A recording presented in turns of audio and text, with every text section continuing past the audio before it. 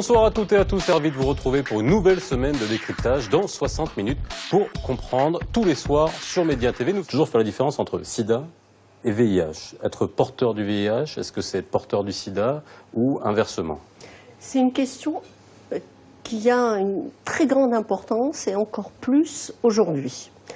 Un porteur, lorsque on est contaminé, on a une relation sexuelle, on attrape le virus, on est porteur du virus. On n'a aucun symptôme pendant plusieurs années. C'est un nombre d'années qui peut être variable, mais qui peut être de 4 ans jusqu'à 6 ans, 7 ans. Et puis, à partir du moment où le système immunitaire commence à être déficient, on va commencer à avoir des symptômes. Et à partir d'un certain moment, les symptômes sont sévères et c'est le stade sida. Et vraiment, tout l'effort actuel doit être de ne plus voir de patients, de personnes au stade sida. D'être dépisté le plus tôt possible pour être traité le plus tôt possible. On aura sûrement l'occasion d'en parler. Ça n'a rien à voir. Quand on est porteur du virus, on n'est pas malade. On ne peut le savoir que si on se fait dépister. Lorsqu'on a le sida, on est très malade. La principale cause de décès, c'est la tuberculose. C'est ça qui fait mourir finalement les gens qui sont atteints du sida? La tuberculose fait partie des infections, la première infection opportuniste qui survient au cours du VIH. C'est vrai que la particularité du VIH, c'est que c'est un virus qui attaque les cellules de l'immunité, de la défense immunitaire, de taux de CD4. Et c'est vrai, c'est très important ce que souligne le professeur Himish. C'est tester très tôt, je rebondis par rapport à cela, pour certes qu'on puisse éviter d'évoluer vers l'immunodépression et surtout pour éviter le risque de transmission. Maintenant, c'est vrai que maintenant il y a une politique au niveau ministériel qui fait que tous les patients ayant une tuberculose doivent faire l'objet d'un dépistage pour le VIH. Et c'est très important effectivement de poser le diagnostic très tôt. La tuberculose fait partie des infections, mais il y en a d'autres aussi. Il y a d'autres infections opportunistes qui entraîne le décès chez ces patients. On sait que les 2/3 de l'épidémie, c'est dans la partie subsaharienne de l'Afrique. C'est là qu'on retrouve les 2/3 des décès. Mais c'est également dans cette partie du monde que les plus grands progrès ont été faits. Je pense qu'on parle toujours de l'Afrique d'une manière très, très péjorative, alors qu'en matière de lutte contre le sida, s'il y a une région du monde où on a vu la plus grande augmentation d'accès au traitement, c'est très simple. En 2000, il y avait 11 000 personnes qui étaient traitées par antirétroviraux en Afrique. Il y en a 11 millions. On a multiplié par 1000 le nombre de personnes qui ont accès au traitement antirétroviraux. Ça ne s'est pas fait sans une mobilisation absolument extraordinaire, non seulement des gouvernements, mais également de l'ensemble des communautés. Donc on a en Afrique une situation qui est vraiment unique d'un continent qui a réussi à faire face bien évidemment, qui a encore des défis absolument énorme à affronter, mais qui a réussi à donner un exemple au reste du monde en matière de prise en charge, et en particulier à donner un exemple à la région dans laquelle le Maroc appartient, qui est la région MENA, qui est extrêmement en retard. 40% des personnes vivant avec le VIH en Afrique ont accès au traitement, 10% dans la région MENA. C'est vrai que le Maroc accuse un faible taux de prévalence, il y a moins de 1% dans la population générale. Oui, il y a une grande disparité sur le territoire, oui, mais il y a des régions, des villes qui accusent des épidémies concentrées. Ça veut dire quoi? Ça veut dire qu'on est moins de 1% dans la population générale, mais on est à plus de 5% dans les populations les plus exposées au risque. Notamment les usagers de drogue par voie injectable, les professionnels du sexe, les hommes qui ont des relations sexuelles avec les hommes, etc. Et donc, les estimations montrent actuellement qu'il y aurait 29 000 personnes vivant avec le VIH. Il y a une fourchette. Il y a une fourchette avec votre chiffre est bon et il est peut-être dû à quoi? Parce qu'au fait, c'est un modèle mathématique que propose l'OMS et l'ONU-SIDA et on fait rentrer des variables, différentes variables dans ce modèle et à chaque fois qu'on ajoute une variable, l'estimation diffère. Donc en gros, on pourrait dire qu'on est dans les 29-30 000 personnes vivant avec le VIH. Donc, absolument, vous avez raison, 65% ignorent leur statut si on rapporte ce chiffre au nombre de cas déclarés qui en fin juin est de 10 633, en fin juin 2015. Et c'est le nombre de cas cumulés depuis le début de l'épidémie en 86. Et parmi ces personnes, il y en a qui sont décédés depuis le début de l'épidémie. Donc voilà, c'est le grand écart qu'on a. C'est pour ça que toute la stratégie actuelle va vers l'intensification du recours au dépistage. Les patients ont des informations erronées par rapport au VIH. Systématiquement, c'est le décès qui arrive de façon inéluctable. Or, quand on explique un petit peu par des mots très simples, qu'est-ce que c'est que l'infection par le VIH, quels sont les tenants et les aboutissants, si on démarre très tôt une trithérapie qui effectivement est gratuite dans notre pays, ce qui est quand même une avancée majeure, eh bien les choses ont tendance à changer. Mais la perception, on a encore du mal. Je peux vous dire que la perception est toujours négative. Oui. Malheureusement, le regard sur les personnes vivant avec le VIH n'a pas beaucoup évolué. J'en veux pour preuve le très faible nombre de jeunes, de personnes atteintes qui l'ont dit, qui en ont parlé publiquement. On les compte sur les doigts d'une main. Et pas plus tard qu'hier, je discutais avec une jeune femme qui était interviewée par une radio. Elle a une infection à VIH, elle a 2 enfants qui sont négatifs. Ses parents l'ont mis à la porte avec ses enfants. Et à l'école, elle m'a dit que sa petite fille de 6 ans, la maîtresse la met au fond de la classe, loin de tout le monde. Donc c'est vrai que beaucoup, grâce aux campagnes de SIDAction, il y a eu une évolution, mais on est encore loin du compte. Ce n'est pas une maladie contagieuse. Non mais voilà, mais je vous demande si la perception, je parle bien de la perception. Non, la perception, cette dame, sa famille ne se mettait pas avec elle à table avant de la mettre dehors. Mais ce n'est pas une maladie contagieuse. Ça n'a pas c'est la différence entre transmissibilité et contagion. Mais je crois qu'il y a différents cas de figure. On sait par exemple que dans les pays du Nord, maintenant, au contraire, on est dans une situation où les gens ont suffisamment peu peur de l'infection par le VIH qu'ils ne prennent plus les mesures de précaution qu'ils devraient prendre. C'est particulièrement vrai chez les hommes qui ont des relations sexuelles avec les hommes, où on est dans des régions où l'épidémie reprend de manière très vigoureuse. Et dans d'autres situations, les personnes continuent à avoir... on est dans des groupes qui sont stigmatisés. Au Maroc, on sait quels sont les groupes qui sont particulièrement touchés. C'est pas propre au Maroc, mais c'est vrai au Maroc.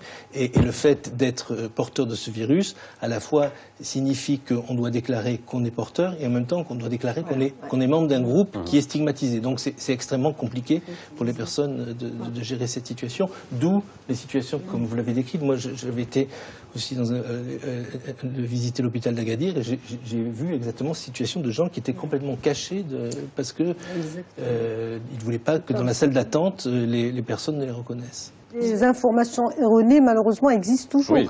On a fait une étude auprès des jeunes en 2013, une étude sur les conduites, attitudes et pratiques. 44% seulement des jeunes connaissaient les moyens de transmission, connaissaient correctement les moyens de transmission, rejetaient les idées fausses. Et les jeunes non plus, 15-24 ans, ne se protègent pas assez, parce que 40% seulement d'entre eux avaient déclaré avoir utilisé le préservatif au cours d'un rapport sexuel, et 4,5% des 18-24 ans avaient recours à un test de dépistage. Mais c'était quand même osé avouer un tabou absolu dans notre société, on est bien d'accord. Concernant les relations sexuelles en mariage. Bon, voilà. Mais ça aussi, j'imagine, c'est une entrave, on va dire, énorme par rapport au travail de prévention. On sait qu'une personne qui est, par exemple, partenaire d'une personne séropositive ou qui est dans un groupe à très fort risque, mais qui n'est pas séropositive elle-même, qui est séronégative, si elle prend un traitement qui s'appelle un traitement prophylactique, le Truvada en l'occurrence, eh bien, le risque de contamination diminue de manière incroyable, c'est-à-dire près de 80% de réduction du risque d'être contaminé. Et donc ça, c'est une nouvelle recommandation de l'OMS qui recommande aux pays d'inclure dans leurs recommandations thérapeutiques l'utilisation de la prophylaxie trithérapie pour permettre à la personne de vivre à peu près normalement. Et le Truvada pour éviter la transmission. Lorsque Dr Beneni dit « nous avons tous les médicaments », elle a raison et elle n'a pas raison. Nous avons toutes les molécules, nous avons facilement toutes les molécules qui sont disponibles sous forme de générique. Et aujourd'hui, la trithérapie coûte 90 dirhams par mois et par patient. Ça avait commencé à 12 000 dirhams par mois, c'est bien ça? 13 000 dirhams. Avec moi, c'était 12 000. J'ai démarré à 12 000. Les jeunes ne le savent pas, mais on a démarré à 12 000. Aujourd'hui, effectivement, c'est 90 dirhams pour les molécules anciennes qui sont disponibles sous forme de générique. Mais les nouvelles molécules qui sont protégées par les brevets, eh bien la trentaine de patients qui sont sous les nouvelles molécules, c'est entre 1500 et entre 15 000 et 20 000 dirhams par patient et par mois. Ce que vous êtes en train de me dire, que les traitements qui sont délivrés aujourd'hui à ce prix-là sont les anciennes molécules. C'est-à-dire qui sont efficaces. Qui sont efficaces. Mais lorsqu'une personne ne répond plus à ce traitement, qu'on doit passer à un nouveau traitement, eh bien, c'est de 15 000 à 20 000 dirhams par patient et par mois. Et notamment, il y a une molécule que recommande maintenant l'OMS, je ne dirais pas le nom encore que c'est le seul, je crois, on peut le dire, le dolutegravir, eh bien, pareil. Il est inaccessible parce qu'il est trop cher. Il faudra attendre. Combien de temps? 2026. En pratique, on le voit tous les jours, nous avons des femmes enceintes qui arrivent au 3e trimestre qui sont nouvellement dépistées. C'est-à-dire que l'offre de soins, le dépistage systématique proposé n'est pas fait largamanu chez les femmes enceintes. Je pense que Mme Benani a des chiffres à nous donner, mais il y a du travail à faire à ce niveau-là. Oui, au fait, le ministère s'est engagé dans l'élimination de la transmission mère-enfant depuis 2012 déjà. Et donc, il y a un plan national d'élimination. C'est là où on a pris la décision de généraliser le dépistage chez toute femme enceinte en consultation prénatale. Mais il faut prendre en considération la couverture par cette consultation déjà. Toutes les femmes ne se font pas suivre pour leur grossesse. Et il y a moyen, même pour celles qui échappent au dépistage au cours de grossesse, de les rattraper même au moment du travail, au moment de l'accouchement, à condition que les antirétroviraux soient disponibles pour prévenir cette transmission de la mère à l'enfant. Et le Maroc, après, a bien pris la décision depuis 2013 de traiter toute femme, depuis 2012, de traiter toute femme positive, sans pour autant s'intéresser uniquement à la prévention de la transmission mère-enfant, mais déjà la traiter en tant que personne vivant avec le VIH. Et il y a un protocole de surveillance du nouveau-né jusqu'à confirmation ou affirmation du diagnostic à l'âge on le suit jusqu'à l'âge de 18 mois. Il faut continuer un engagement politique, continuer à avoir des modèles de prise en charge de traitement qui soient adaptés aux capacités des pays. Il faut des financements, beaucoup de financements, beaucoup d'argent. Il faut la mobilisation de l'ensemble des acteurs, y compris, et au premier rang, la société civile. Mais c'est possible. Et lutter contre la stigmatisation. 15 millions, on pensait que c'était pas possible. Ouais. Arrêter la courbe du sida, on pensait que c'était pas possible. Moi, je pense que 2030, c'est une échéance qui est possible. Et si je peux ajouter aussi un point, c'est se donner les moyens. Et se donner les moyens, c'est une décentralisation encore plus sur tout le pays, des centres de prise en charge, parce que comme dit Mme Himich, effectivement, la prévention n'est pas faite à tous les niveaux, et de dépistage. Je tiens à rendre hommage aux salariés et aux travailleurs et aux travailleuses qui se sont mobilisés le dimanche et qui ont manifesté leur colère, qui ont marché pendant près de 3 heures pour dénoncer les politiques du gouvernement qui portent atteinte à leur pouvoir d'achat, qui portent atteinte aux acquis des travailleurs et qui ne fait rien pour améliorer leur situation sociale d'une manière générale. Donc je tiens à saluer l'ensemble des militants et militantes qui ont participé à cette manifestation. Concernant cette manifestation, je pense qu'on va y revenir pour démystifier un peu ce jugement de valeur. Enfin, on reviendra en détail, hein, bien sûr, sur toutes les revendications qui sont posées. Concernant le taux de syndicalisation, déjà il faut donner une précision que lorsqu'on compare le taux de syndicalisation, nous, à l'Union marocaine du travail, il faut déjà voir c'est quoi la population active du Maroc. Dans quelle cette population active, dans quel secteur elle travaille? 50% de cette population travaille dans le secteur informel. Est-ce que vous pensez que les syndicats vont pouvoir organiser le secteur informel? Aujourd'hui, est-ce qu'on sait combien on a de salariés syndiqués au Maroc? Je sais pas, je crois que l'UMT peut avancer quelques chiffres, au moins pour l'UMT, parce que c'est des chiffres relativement secrets. Ah, si pourquoi c'est secret? C'est secret parce que tout simplement, je vais faire un petit rappel rapidement. C'est que le syndicat, c'est un mouvement social classique qui a été désorienté depuis les années 70, ou même les années 60 en Occident. Donc on parle du passage d'une société capitaliste à une société post-industrielle. Donc le mouvement ouvrier n'a plus le même poids n'ait la même mission historique qui lui a été attribuée dès la fin du XIXe siècle. Et de là vient son affaiblissement. Son affaiblissement est dû essentiellement aussi à la naissance ou à l'émergence d'autres nouveaux mouvements sociaux. On appelle ça les nouveaux mouvements sociaux à partir donc de ces sociétés post-industrielles et qui sont essentiellement les mouvements de femmes, les mouvements écologistes, les mouvements des homosexuels, les mouvements ici on peut parler de mouvements culturels, le mouvement Amazigh, etc. Donc tous ces différents mouvements rentrent en compétition avec un mouvement, le mouvement qui est un mouvement, comme je l'ai dit, un mouvement historique, un mouvement classique. Donc l'embourgeoisement, une société qui change, on n'a plus, pour le secteur industriel par exemple, il est en train de reculer, ça fait un moment, la même chose ou la même constatation on peut la faire pour le cas du Maroc. Donc la classe ouvrière, c'est plus la classe du fin du XIXe siècle et en plus, quand on voit les enquêtes ou les données statistiques du Haut Commissariat au Plan, on remarque une chose importante, c'est que les jeunes, ils participent, mais faiblement, très faiblement, à toutes ces manifestations, que ce soit syndicales ou à la manifestation tout court. J'aimerais souligner encore une fois qu'il n'y a aucune étude scientifique, empirique, qui dégage un chiffre sur lequel il y a une certaine unanimité, ni auprès des syndicats, ni auprès des partis politiques.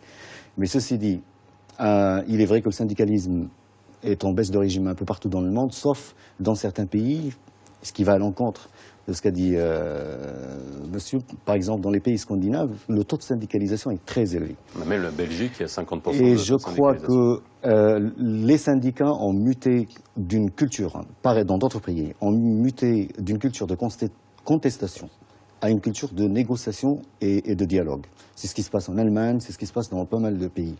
Et notre problème au Maroc, il est un peu particulier parce qu'il y a eu convergence entre travail du syndicat et la politique.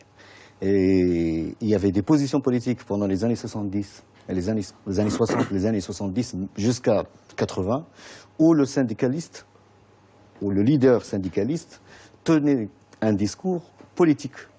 Au même titre que le chef d'un parti, au même titre qu'une opposition, au même titre qu'une coalition au gouvernement.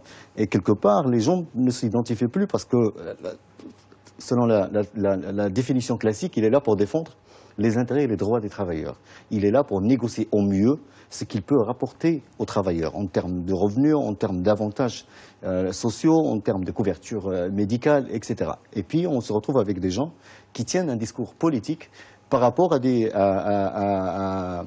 par rapport au régime, par rapport aux droits constitutionnels, par rapport à des choses qui sont loin d'être ou loin d'être inscrites dans le travail syndical. Et automatiquement, il y a eu dénaturalisation du discours syndical et les gens ne s'y retrouvent plus. C'est pour ça que je pourrais éventuellement donner raison à HCP à 3% sur 10 millions de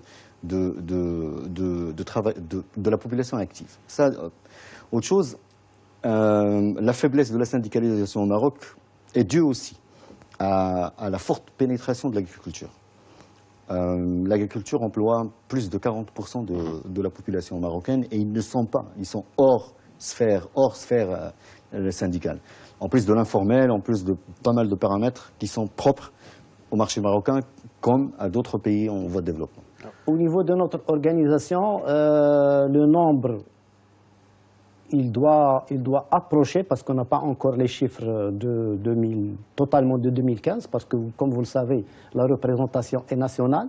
Nous avons des unions locales, et les unions régionales, il y a des unions locales, puis il y a des fédérations, et dans tout ça, on doit approcher les 500 000 personnes.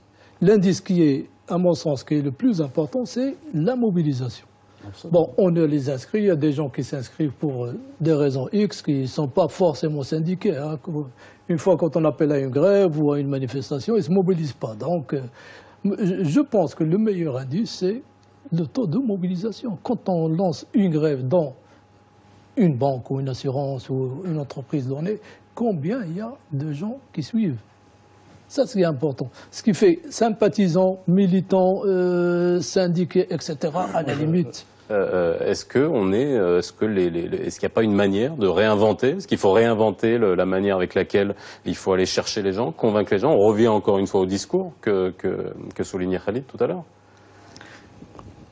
Quel est le rôle d'un syndicat? Le syndicat, qu'est-ce qu'il peut faire? Il est là pour porter aux concernés, pour porter aux autorités les revendications des travailleurs et les négocier au mieux. Ça, c'est son objectif et sa raison d'être.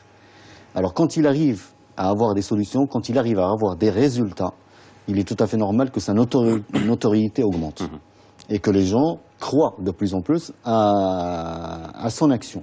Mais quand les résultats se tassent ou se figent ou n'existent pas, il est tout à fait normal que les gens se posent des questions, sans tenir compte de l'environnement, du contexte économique, du contexte social ou politique. Donc ils se disent pourquoi on n'arrive pas à avoir une augmentation de salaire, pourquoi on n'arrive pas à avoir une retraite décente pour les retraités, pourquoi on n'arrive pas à avoir telle et telle chose.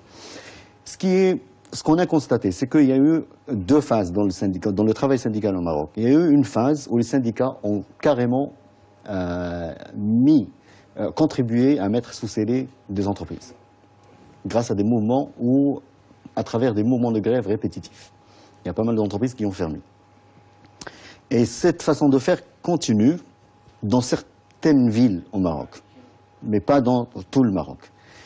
Après, il y a eu pression sur les syndicats pour qu'ils revoient un petit peu leur méthode, et il y a un discours ambiant au Maroc concernant la canalisation du droit de grève. Parce que le plus dangereux de tout ça, c'est le droit de grève.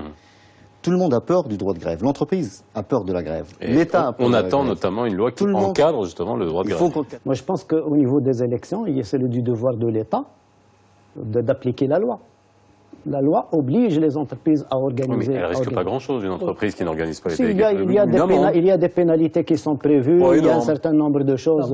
mais qui sont... Il y a la prison aussi pour le patron. Très faible. Il n'y a pas de prison. Au niveau de la loi. Non, il n'y a pas de prison. Il n'y a que des sanctions pécuniaires. Il n'y a que des sanctions pécuniaires.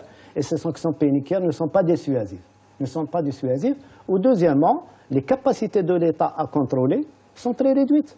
L'inspection du travail, le Maghreb Koulou fait 400 inspecteurs pour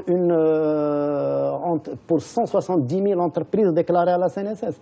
Au fait, le compte, on ne peut ni appliquer... Parce que tout à l'heure, vous avez cité les grèves. Il faut chercher les causes des grèves. À l'Union marocaine du travail, lorsqu'on a analysé les causes, sur la base des statistiques officielles du ministère du Travail, 65% des grèves ont pour origine le non-respect du Code du travail. Parfois, vous savez qu'il y a des grèves, surtout dans le secteur, dans les PME, uniquement pour la carte de travail, parce que la carte, c'est une preuve comme quoi je travaille chez vous. Uniquement pour la carte du travail, il y a eu des grèves. Le patron ne veut pas donner une carte. Donc il y a un changement culturel qui doit se faire. Nous, au niveau du MT, nous poussons nos militants à privilégier la négociation et l'approche participative, à ne recourir à la grève qu'en dernier lieu. C'est ce que nous faisons avec le gouvernement. Le gouvernement aujourd'hui veut passer d'une manière unilatérale une réforme de la retraite. Cette réforme de la retraite, il veut augmenter l'âge de la retraite, il veut augmenter les cotisations et il veut réduire les pensions. Mohamed Alaoui a évoqué tout à l'heure les points sur l'intérêt d'un syndicat. C'est à quoi ça sert un syndicat? Il sert aussi à être un intermédiaire entre les salariés, bien sûr, et le patron ou l'administration dans les entreprises publiques. Il sert aussi, on n'a pas parlé des œuvres sociales, des COS, etc. Ça sert aussi la création du lien social. C'est grâce au syndicat, les gens ils se connaissent, ils se rencontrent dans des espaces, dans des clubs, les œuvres sociales, etc., les voyages, etc. Donc, il y a si vous voulez, il y a des rôles aussi collatéraux que des rôles vraiment du syndicat qui est comme tu... Mais ce qu'il faut retenir, c'est qu'on est sorti d'une logique, il l'a dit plusieurs reprises, et c'est ce qui est important, d'une logique de confrontation qui a marqué l'histoire du syndicat au Maroc. On était dans un système autoritaire, dans un système politique très autoritaire. Bien sûr, le rôle du syndicat, à chaque fois qu'il y a des revendications, ça prend automatiquement une dimension, un aspect politique. Donc toutes les revendications actuellement, depuis le gouvernement d'alternance, si je ne me trompe pas, on commence à instaurer cette nouvelle culture qui est en train maintenant de s'instaurer. C'est une culture au lieu de la confrontation, c'est la négociation.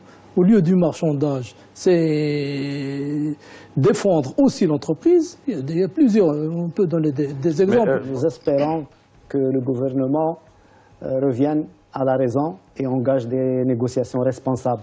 Nous avons un rassemblement le 8 décembre en commémoration de la grande révolte des travailleurs suite à une grève générale en 1952, en solidarité suite à l'assassinat de Farhat Hachad, mais en même temps pour réclamer et demander la libération du pays. Le 10, il va y avoir une grève dans la fonction publique et les collectivités locales. Nous avons donné suffisamment de temps à ce gouvernement pour qu'on se mette autour d'une table.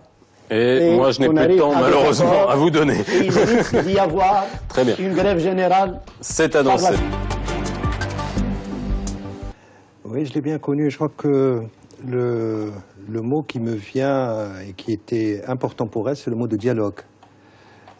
Quand je l'avais rencontré, c'était pour l'inviter dans un colloque à Fès sur la question du dialogue entre les trois monothéismes. C'était comment dialoguer Ibn Rushd, saint Thomas d'Aquin et Maïmonide. C'était autour de cette question et Fatima Mernissi était très intéressée par cette question puisqu'elle y travaillait. Et donc, depuis, on travaille ensemble avec cette question qui est essentielle. Qu'est-ce que c'est que le dialogue? Comment dialoguer? Que ce soit entre civilisations, que ce soit entre religions, que ce soit d'ailleurs entre hommes et femmes. Et concernant la société qui bouge beaucoup actuellement au Maroc, à laquelle elle était en permanence à l'écoute. Le dialogue, donc. Madame Bouhtini. Alors, pour moi, Madame Mernissi a été une figure de proue dans la scène intellectuelle marocaine et au-delà du Maroc, dans le monde arabe et partout dans le monde. La preuve, c'est que certains de ces livres ont été traduits dans 25 langues. Pour moi, c'est une femme moderne, c'est une femme libre qui a fait des choix, qui a assumé ses choix. C'est une féministe, c'est une intellectuelle féministe. D'ailleurs, moi, ma première rencontre avec Fatima Mernissi, j'étais encore toute adolescente, en lisant une interview qui était publiée dans la revue La Malif, dont la direction revenait à Madame Zakia Daoud, une interview où elle parlait un petit peu de son parcours, elle retraçait un petit peu son parcours, elle racontait comment elle est partie à Paris pour poursuivre ses études une fois qu'elle a eu sa licence à Rabat. Et qu'à Paris, elle avait rencontré un homme qu'elle avait aimé. Cet homme avait décidé de partir aux États-Unis d'Amérique et elle a décidé de le suivre aux États-Unis d'Amérique. Mais une fois arrivé là-bas, ce monsieur n'était pas intéressé par Fatima Mernissi. Et donc, elle racontait ça d'une manière spontanée, d'une manière naturelle. Et moi, j'ai trouvé ça vraiment courageux de la part d'une femme marocaine qui n'avait aucune gêne, qui n'avait aucune honte, qui n'avait aucun complexe à parler d'une histoire amoureuse qui n'a pas réussi. Mais le plus important, c'est que justement, elle avait décidé de poursuivre ses études, de préparer son doctorat et de se lancer dans son projet intellectuel de chercheur, de sociologue. Pour la jeune que j'étais à l'époque, ça m'avait beaucoup marqué. Et je pense que c'était le cas pour beaucoup de jeunes de l'époque. La première fois que j'ai entendu parler d'elle, c'était pas que je l'ai vue, mais je m'en souviens vraiment, c'était un congrès de sociologie à Alger. Alors je ne sais plus comment on a eu connaissance, nous, à la Malif, de ce congrès de sociologie où il y avait un nombre incalculable de gens. Et elle émergeait sur la scène et elle avait fait une intervention dans laquelle elle mettait en parallèle la rigidité institutionnelle marocaine et la capacité des Marocains à évoluer, à se distinguer. Elle disait que dans ces conditions-là, notamment au niveau du travail de la femme, beaucoup de Marocains, si ce n'était pas des millions, étaient des déviants. Et on avait fait un article en disant, bon, ben voilà les déviants. Et ça m'avait énormément frappé. Des déviants, c'est-à-dire qui composent avec la norme et qui arrivent à la contourner? Ben, c'est des gens qui contournaient la norme puisqu'ils n'étaient pas dans la norme. Elle les Donc c'était en 1974. Je voudrais juste revenir un instant sur la lutte pour l'indépendance et le rôle des hommes dans la promotion des droits de la femme, Alla al-Fassi, Feu Alla al-Fassi, était le leader, un des leaders nationalistes de l'époque, et il a, dans plusieurs de ses ouvrages, porté la condition féminine comme un objectif urgent. Oui, vous pouvez nous en dire un mot? Oui, évidemment, Alla al-Fassi était quand même un pionnier sur la question. En l'occurrence pour le Maroc, évidemment dans le monde arabe, il y avait déjà un Qasem Amin qui avait ouvert la voie, mais disons que Alla al-Fassi s'inscrivait dans une pensée de réforme d'une manière générale de la société, et il n'a pas omis, il a consacré tout un chapitre dans son livre autocritique, An-Naqd-Dati, pour justement la question d'une manière générale de l'émancipation de la femme, mais il avait consacré tout un paragraphe sur la question justement de l'égalité au sein de la famille, des rapports hommes-femmes au sein de la famille. Et dans ce livre, dans ce chapitre, Alla al-Fassi avait bien clairement dit et expliqué et défendu la nécessité de la reconnaissance de l'égalité homme-femme sur tous les plans, mais en apportant en réalité une lecture, si je dois utiliser le mot, une lecture égalitariste, une lecture féministe, justement du référentiel religieux. Et donc, il était le premier, si je dois appeler ça, le premier féministe marocain en termes de réflexion, en termes de pensée. Et ce que j'aimerais souligner, à partir des écrits de Fatema, c'est que sa pensée était complètement confondue à sa personne. C'est-à-dire qu'elle incarnait pleinement ses positions. Elle incarne pleinement du côté tout d'abord de la liberté de sa pensée, et d'autre part le courage qu'elle a de l'engagement. Et Fatema al-Mernissi ne cède pas. Et je pense que quand on parle de figures, et des premières figures du féminisme, je pense qu'il y a l'idée du féminisme, je pense qu'il y a la pensée qui est là, il y a le militantisme, mais pour l'incarner, c'est autre chose. Et je pense que Fatema était tout de même la personne qu'on peut dire actuellement qui a incarné le début du féminisme au Maroc. Cette chape de plomb sur l'utilisation ou l'explication religieuse de l'oppression des femmes, est-ce qu'elle est encore vivace aujourd'hui? Ben oui. En dépit de l'existence aussi d'un mouvement de féminisme islamique aujourd'hui? Oui, mais c'est parce que moi j'ai toujours pensé qu'en ce domaine et en d'autres domaines, les acquis, ça se défend. Et ça se défend constamment. Donc maintenant, je n'ai pas le sentiment que les féministes défendent vraiment leurs acquis. Enfin, je ne sais pas si vous devez me... Je ne voudrais pas avoir l'air d'un oiseau de mauvais augure. Et juste, restons sur le féminisme réformiste, et puis on verra après les autres courants du féminisme, et sur cette approche par le biais religieux qui est notamment exprimé, je crois pour la première fois au Maroc, dans le harem politique. D'accord, mais j'ai quand même envie juste d'apporter une précision. Au Maroc, dans la société marocaine, jusqu'au jour d'aujourd'hui, 2015, il n'existe pas de mouvement féministe islamique. Ça, il faut vraiment le préciser, parce que jusqu'à présent, le mouvement féministe qui continue encore sa lutte, c'est un mouvement qui s'inscrit plutôt dans une vision universaliste, dans une vision égalitariste. C'est un mouvement qui défend l'égalité, qui défend la non-discrimination, qui défend la liberté aussi, la liberté du choix pour les femmes. Et donc, parler de féminisme islamique, moi, à mon avis, c'est trop tôt pour le Maroc. Qui a décidé que lutter pour l'égalité homme-femme, cela devait s'appeler du féminisme? Égalitarisme semblerait plus logique. Vous voulez réagir à ce tweet? Franchement, je crois que ce Anas, il a des problèmes. Il ne faut pas exagérer. Pourquoi? C'est une question de langage, de définition. Est-ce que le mot féminisme le rebute? Non, peut-être que parce que ça reprend le terme femme et que ça exclut peut-être la participation des hommes. À mon avis, il faut donner la parole à notre homme du plateau.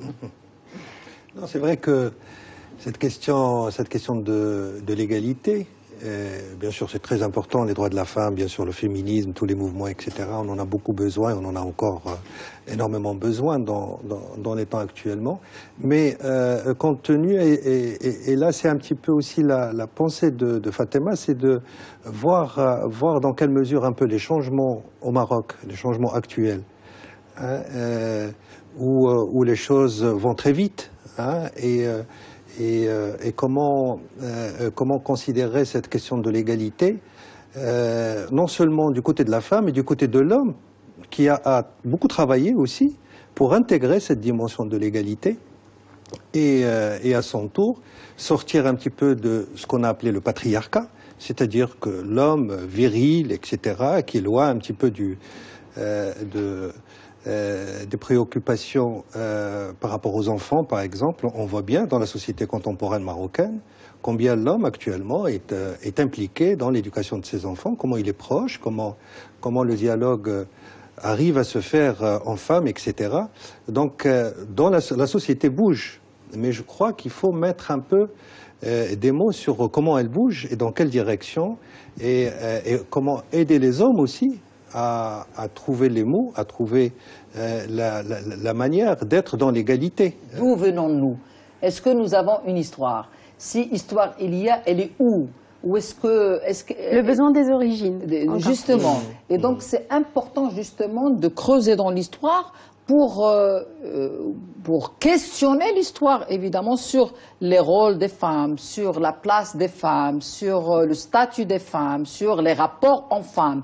Évidemment, dans un premier temps, les historiennes qui ont travaillé sur ces questions, travaillaient à la recherche justement des cas, de certaines figures, parce que c'était évidemment ça le regard, un petit peu la démarche qui prévalait. Et c'est dans ce cadre-là où il était question justement pour Fatema Al-Mernissi dans son livre Sultanes oubliés, justement d'apporter comme un petit peu des portraits, mais des portraits bien fouillés. Il fallait trouver l'information, il fallait trouver les traces, il fallait trouver un petit peu les données. Elle a beaucoup voyagé, elle est allée dans des pays de Rajasthan, elle est allée dans des pays et c'est justement pour un petit peu pour, disons, pour montrer le chemin, pour donner des exemples, pour même donner des modèles de femmes. Évidemment, c'était des cas exceptionnels. Dans l'histoire, on appelle ça des cas exceptionnels. Et forcément, ils étaient exceptionnels. L'éducation n'était pas là, l'accès à l'espace public n'était pas là, les femmes ne s'exprimaient pas forcément de manière à ce que leurs traces, c'était beaucoup plus des traces matérielles. Et d'ailleurs, en réalité, quand on creuse dans l'histoire, il s'agit d'une manière globale, pour ces cas exceptionnels, que ce soit au Maroc ou ailleurs, dans le monde arabo-musulman, mais partout dans tous les contextes, il s'agit des cas exceptionnels, mais souvent, c'est des femmes qui proviennent ou des milieux des ulama, des milieux savants, ou des milieux du pouvoir. À quoi servent les festivals? Un festival cinématographique est une manifestation culturelle qui est censée, en tout cas pour le cinéma, qui est censée à proposer des échanges, à proposer des films, à les montrer, à faire en sorte que les professionnels se rencontrent. Il y a une forme d'émulation entre les cinéastes. Il se trouve que Marrakech est devenu un grand festival, donc on a des grands noms, des sommités mondiales du cinéma, et qui sont, je dirais, en contact avec également les professionnels marocains. Et puis ensuite, il se trouve que depuis 1919, presque un siècle maintenant, le Maroc est un pays de cinéma international. Et ça n'a pas arrêté depuis 1919. Là, on en parle parce que c'est les dernières années, il y a eu de grandes productions, mais il y en a eu depuis un siècle, depuis exactement 96 ans maintenant. Et il était logique qu'il y ait un festival, qui soit aussi important que les films qui se faisaient ici. On recevait des cinéastes de renom pour venir tourner leurs films. Et il n'y avait pas un festival qui pouvait montrer ces cinéastes-là et leur montrer le Maroc. Qu'est-ce qui fait qu'aujourd'hui, Marrakech attire le monde du cinéma? Je pense qu'en plus de ce que les amis ont dit, il faut peut-être rappeler la première année et la genèse du festival et les conditions dans lesquelles il a été créé. C'était en 2001. Hein. Rappelons-nous qu'il était programmé en décembre 2001, qu'il y a eu le septembre 2001 et qu'il y a eu ce grand point d'interrogation. Fallait-il le maintenir ou pas? Et je crois que l'une des décisions qui a donné une impulsion à ce festival, c'est probablement cette décision courageuse du Maroc du roi, Mohamed VI, qui a décidé de maintenir le festival. Et je crois que le fait que les premières stars sont arrivées en 2001 dans les conditions de l'après-Twin Center a fait que tout le monde a fait confiance à ce festival. Et donc, de bouche à oreille, d'année en année, tout le monde racontait la magie de Marrakech, la magie du pays, la magie du cinéma ici. Et ça a encouragé tous les grands noms dont on vient de parler de revenir chaque année. Je crois que ça participe aussi au rayonnement que le festival a acquis 15 ans après. Alors, pardon. Oui. La première édition était programmée pour le 21 septembre. C'est-à-dire 10 jours après les attentats du 11 septembre, le 21 ou le 22 septembre. Donc, ça.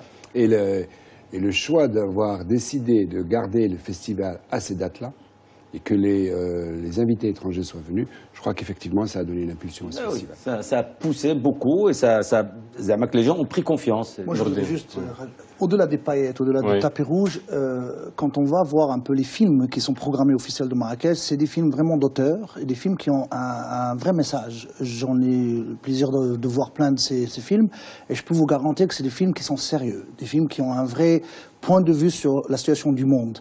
Et je pense que chaque film qui est au Festival de Marrakech vous donne une idée sur le pays d'où il vient. Je me rappelle des films danois qui ont gagné trois fois. C'est des films qui étaient aux Oscars, mais c'était aussi des films très applaudis et très débattus. D'ailleurs, il faut qu'on fasse aussi un cinéma qui parle au monde entier, un cinéma universel. Et puis par ailleurs, dans tous les festivals de toutes les façons, il n'y a pas que la section compétition. Il y a des sections à côté. Je me rappelle, il y a quelques années, pour les films marocains, il s'est créé une section panorama du film marocain et on en passait une dizaine, une quinzaine de films, enfin je me rappelle plus, 10 ou 12 films marocains. Je pense que cette façon, c'est aussi une manière de montrer ces films, même s'ils ne sont pas montrés dans les conditions des films en compétition. Mais ça leur donne toujours une fenêtre pour être vus. Je crois que ce genre d'initiative est quelque chose à reproduire, peut-être pas chaque année, mais en tout cas régulièrement, sans nous comparer, sans avoir de complexe, comme dit Nourdine, avec les autres. Et je crois que c'est important pour le Festival de Marrakech. Cette identité, elle est ancrée absolument aujourd'hui. Si vous remontez de 2001, enfin pendant les 15 éditions, vous verrez qu'il y a beaucoup de grands réalisateurs qui sont venus plusieurs fois. Oui. Oui, qui sont revenus. Coppola était déjà venu. Coppola était déjà venu. Kiarostami. Il a même, cette année, il avait même prévu de faire un film sur le festival. Et puis, il y a 2 mois, son agenda a changé et il s'est excusé de ne pas pouvoir le faire. Mais il voulait faire le film, plus la masterclass. C'est dire si ses expériences précédentes à Marrakech l'ont satisfaite. Nous sommes aujourd'hui à 31 salles, 57 écrans. Et on va passer à 33 salles et 76 écrans, courant 2016. C'est vrai que c'est peu. Mais en même temps, il faut connaître les raisons. Et la raison la plus facile pour tout le monde, c'est le piratage. Sauf pour moi. Je considère qu'en fait, on n'a pas su accompagner les populations.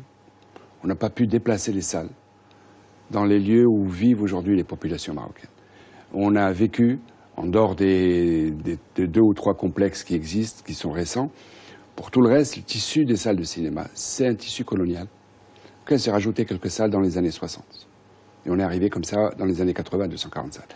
Ils se sont tous concentrés dans les centres-villes. Pour parler des villes déjà, des grandes villes. Parce qu'il y en avait aussi dans les petits, les gros bourgs ou les petites villes. Elles ont disparu aussi pour d'autres raisons. Mais là, on n'a pas accompagné les populations dans les lieux de vie. Je donne l'exemple tout simplement de Rabat, un quartier comme Harriet, il n'y a pas de salle de cinéma. Il n'y a aucune salle de cinéma en dehors du centre-ville et en dehors des salles traditionnelles. Donc ça, c'est une raison, pour moi, qui est essentielle. Si nous arrivons à créer un complexe de salles de cinéma dans les lieux où vivent aujourd'hui les gens, dans les nouveaux quartiers, je pense qu'il y a un marché pour ces salles.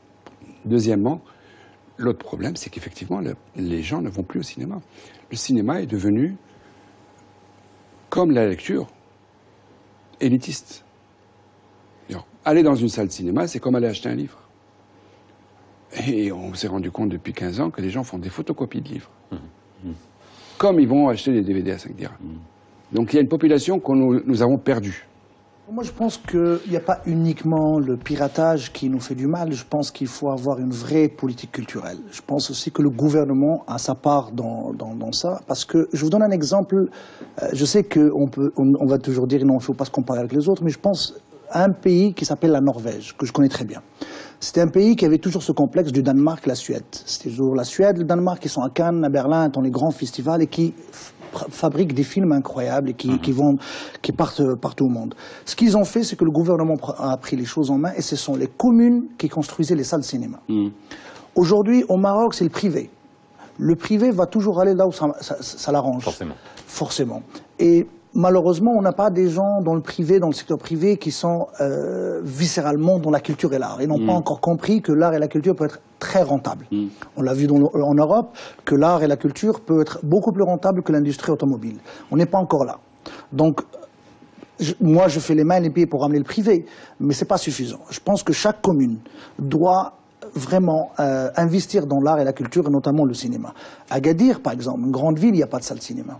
Fès, Agadir, il y a 25 villes marocaines de plus de 100 000 habitants, 25 villes marocaines de plus de 100 000 habitants où il n'y a pas une salle de cinéma.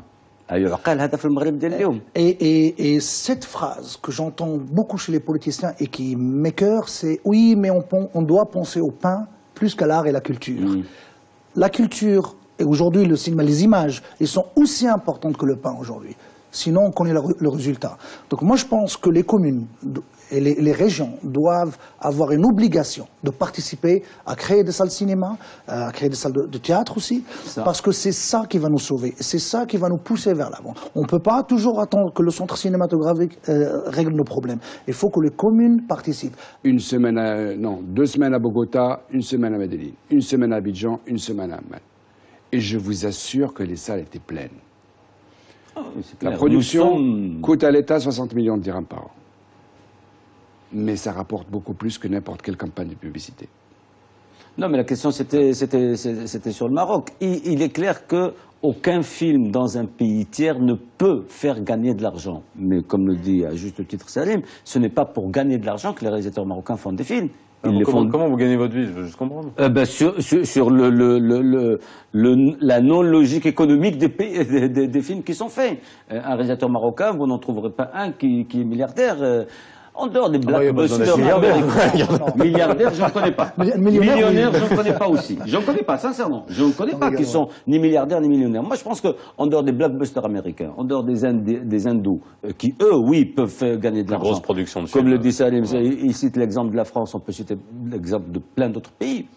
Le cinéma ne peut pas, le cinéma du tiers-monde ne peut pas faire gagner de l'argent ni à son producteur, ni à son réalisateur. Il peut faire vivre son réalisateur. Il peut faire vivre son producteur, mais pas gagner de l'argent dans le sens économique.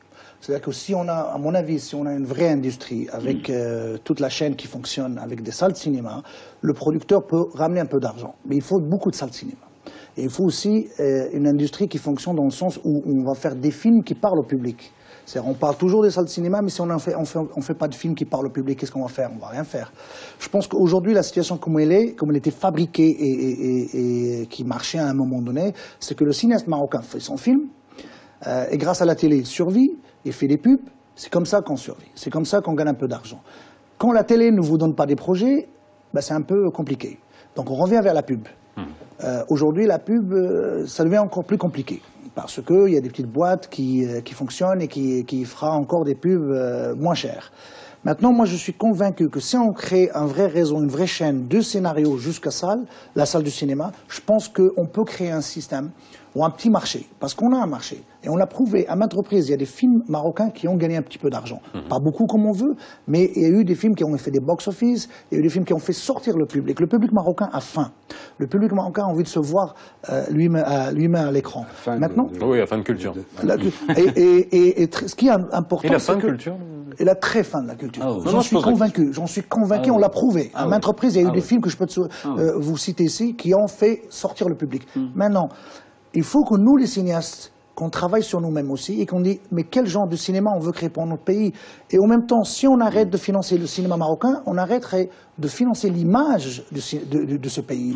Et il va y avoir les autres qui vont venir. Ce qu'ils faisaient il n'y a pas longtemps, il y a 40, 50 ans, c'était toujours les Français, les Anglais qui venaient nous filmer et créer les images sur nous par les autres. Ce que disait Nordine sur la notion de producteur. Alors, il y a deux notions de producteur. Il y a la vraie et il y a l'image d'Épinal. Oui. Alors, l'image d'Épinal, le producteur, c'est celui qui a le gros cigare, c'est le coffre derrière le bureau, on sort les billets, ou on signe des chèques et on fait un film. Et la réalité du métier de producteur, c'est celui qui prend l'initiative d'un projet. Il prend l'initiative en achetant des droits ou en finançant l'écriture d'un scénario. Une fois qu'il a bouclé ça, et ça peut prendre 2 ans, ça peut prendre 3 ans, une fois qu'il a bouclé ça, après c'est un montage financier. C'est aux autres de ramener de l'argent. Et c'est la force du producteur, c'est de choisir le sujet et de le développer. C'est en ça qu'existe le métier de producteur. Le reste, après, vient tout seul. Il vient avec le financement. Et c'est ce qui n'existe pas encore au Maroc.